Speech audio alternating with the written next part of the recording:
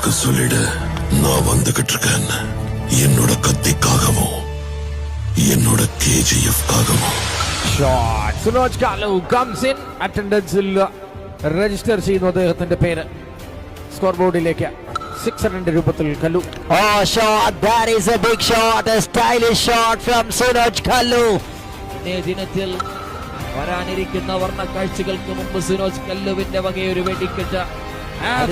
Scored and maximum by Sunoj Kallu. മുന്നേ നിന്നവർ പിന്നോട്ട് വലിഞ്ഞപ്പോൾ മുമ്പിലായി വന്ന് കൊമ്പനായി വന്ന വമ്പ് കാണിച്ച വീരന്റെ പേര് സുനോജ് കല്ലു.